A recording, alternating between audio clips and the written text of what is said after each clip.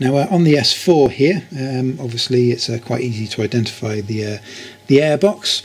If we have a quick look here, we can do this quite easily. We have an air inlet here which is built into the grille, 2 screws which hold on this pipe here.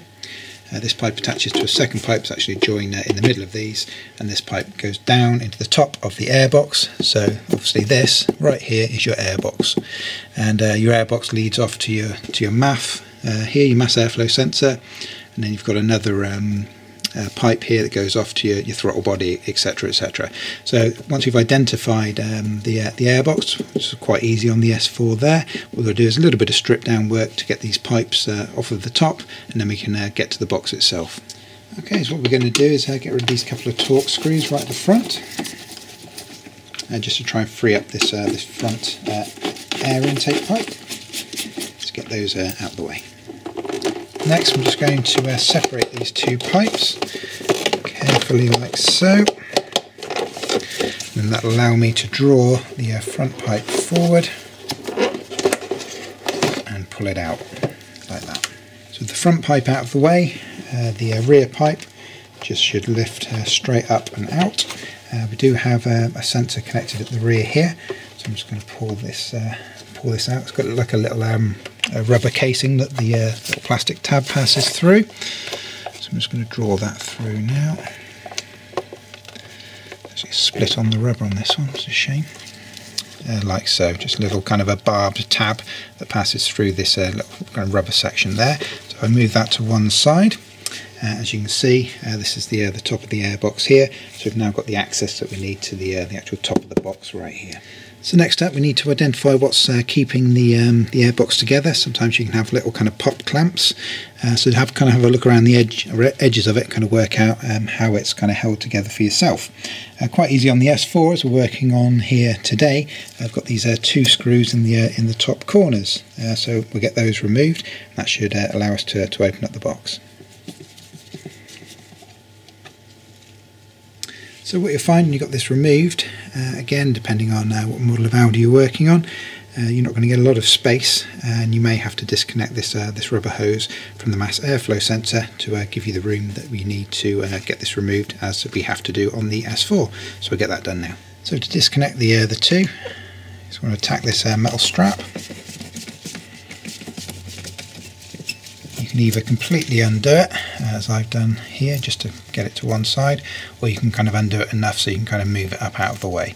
I find it a little bit easier just to completely remove it and put it to one side. Okay, so the hose itself, you just want to kind of grab the whole thing and gently open it up. Here it is. And then we just kind of put that to one side like so. Next up, we're just going to get rid of this hose on the side. It's got 2 little kind of squeeze points on it. So if you squeeze that either side, just give it a bit of a wobble side to side, and just gets that out of the way like so.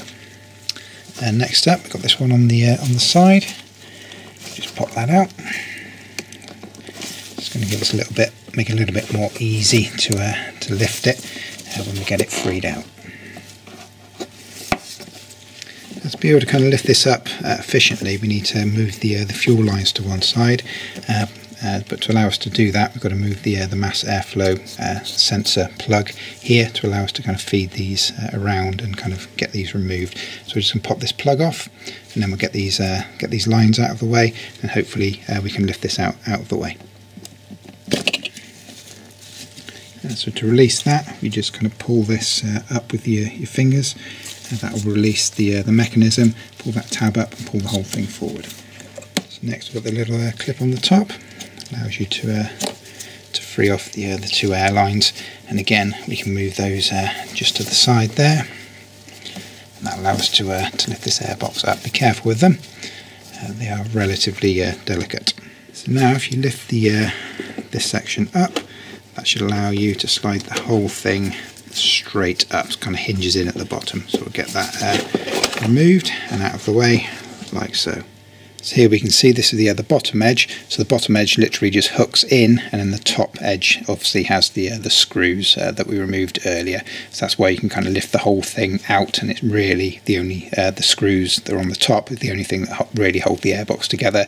At the bottom it's just kind of almost like a hooked hinge, if you like. So now we've got access to the air filter. As we can see, the air filter on this particular car is quite clean. It's not done many miles since the last service, but it's going to be replaced anyway. So what we want to do is just carefully lift this out.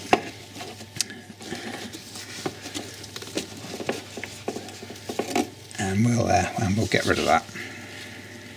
So here we are looking in the airbox, obviously with the air filter removed. As you see, we've kind of got some leaves and kind of pollen and just kind of general debris.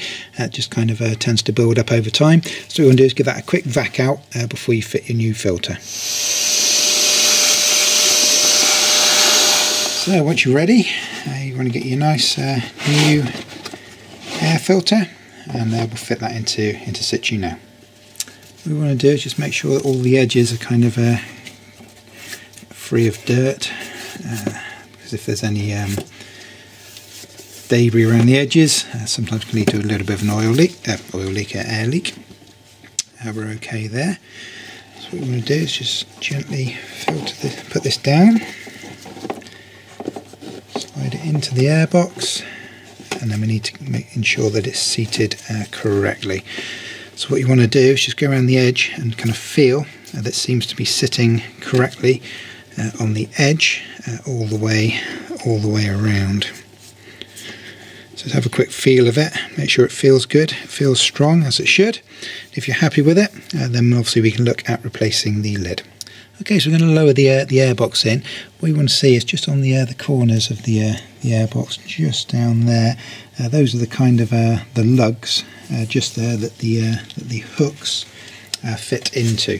So that lug that we just showed you is obviously you're going to hook this in behind that lug, if that makes any sense. So that's what you're going to be looking for when you feed this down.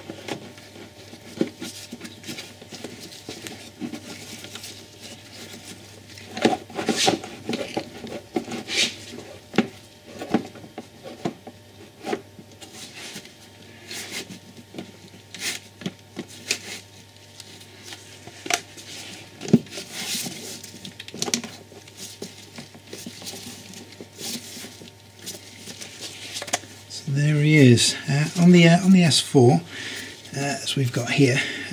Because the airbox is in so tight, what you've got to be careful of is when you kind of angle this, put this in down, what you want to do is angle it as far forward as you can so that you clear the bottom edge of the air filter.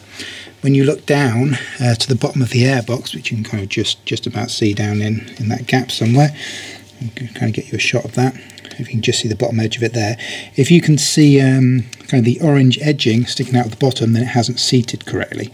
And if you're not careful, it will chop the bottom edge of that foam off. So what you've kind of got to do is get as much of a forward angle as you can to begin with, lower it down so that bottom edge sits correctly on the inner edge of the airbox. And that's kind of what takes the time, really, is to ensure that that gets seated correctly. And then you can kind of work the rest down and get the top edge seated correctly as well. But basically, if you look down there and you see kind of orange sticking out of the bottom, stop, restart and do it again. But like I said, the key is to get this airbox as big an angle leaning forward as you can to get it seated, and then draw the whole thing back. They are quite tricky. Just take your time. You know, even if it takes you 10 minutes, it doesn't matter. Just take your time with it, but don't damage the air filter. Keep an eye out for any orange poking out of the bottom edge, and you should be absolutely fine.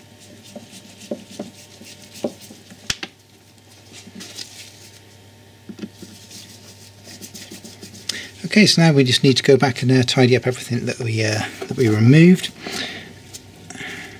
So we'll pop that back into situ. Pop this air hose back on, make sure that's in nice and tight, clicked into place. Fuel lines, electrical connector for the mass airflow sensor, and the rubber hose.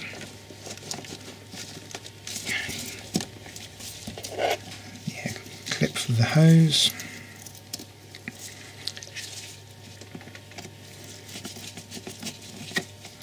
And you come to tighten this up. You don't want it ridiculously tight, you want it fairly tight, so obviously it's got to be airtight.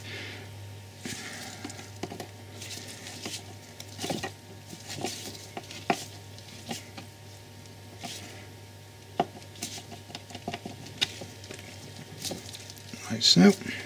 And your rear pipe's going to go back in. So I just want to pop this back through there. And again, make sure it seats correctly.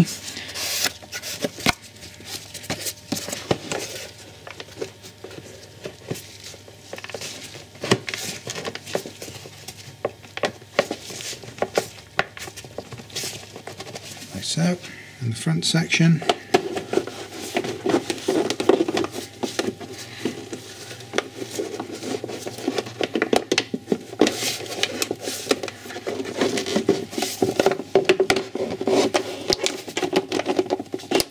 Sure the holes align in the top there. When you're happy with that, what you can do is you can put these back together. I'll show you this from a different angle just so you can kind of see how this fits together. So on the inside of the front pipe you can see you've got these little kind of tabs, little guides if you like, 4 top, 4 bottom. And obviously what you want is the edge of this lower pipe to actually sit in this guide to ensure that you get a nice connection. So when you come to line them up,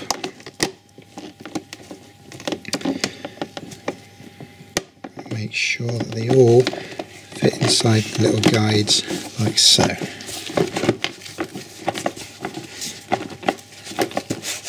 Now ready to put the 2 screws back in at the front.